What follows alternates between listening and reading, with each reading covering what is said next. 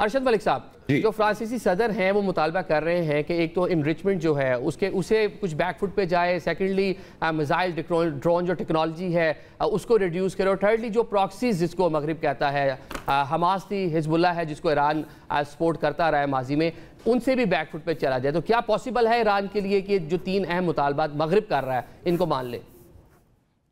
देखिए, मुतालबा तो आप कुछ भी कर सकते हैं। पहले तो बात यह है कि सारा बयानिया द्रोह-गोई पे मुबनी था।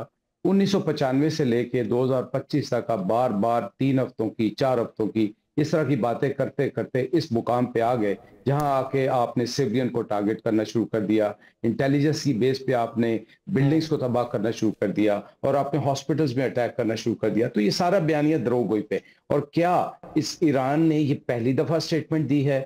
एनपीटी पे ईरान ने दस्तखत किए हुए, मुकाबलतन इसराइल ने नहीं किए हुए। आईएईए ने जो इंस्पेक्शंस ली उसके ऊपर सिग्नेटरी है ईरान, इसराइल उसका सिग्नेटरी नहीं है।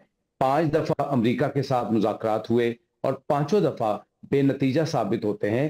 देखिए, आप किसी के ऊपर ठोंस नहीं सकते, धोंस नहीं करा सकते। ये तीनों मुतालबात जो हैं ये कोई नए मुतालबात नहीं है। 2009 में जब फ्रोदो को ईरान ने डिक्लेयर किया, उसके बाद 2014 से रिपोर्टेडली उसके ऊपर न्यूक्लियर एनरिचमेंट पे काम नहीं हो रहा। मैं ये बिल्कुल डिनाई नहीं कर रहा कि ईरान इस तरफ सलाहियत की तरफ नहीं बढ़ रहा। ईरान यकीनन बढ़ा है और आजकल के हालात में उसको बढ़ना भी चाहिए, लेकिन इन तीनों के ऊपर बैठ के मुज़ाकरात हो सकते हैं। ये नहीं हो सकता कि सिर्फ हमारी टर्म्स पे आप खेलेंगे, जो हम चाहेंगे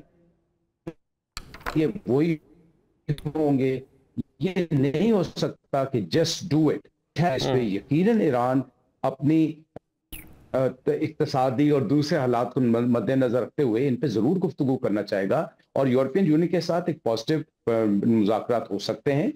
जब अमेरिकन की अपनी नेशनल सिक्योरिटी एजेंसी की डायरेक्टर्स कहती हैं कि ये गलत बयानिया है, जिसको ट्रंप साहब कहते हैं कि वो गलत बात कह रही है, तो मेरे ख्याल में ये तीनों मुतालबात पे बात हो सकती है।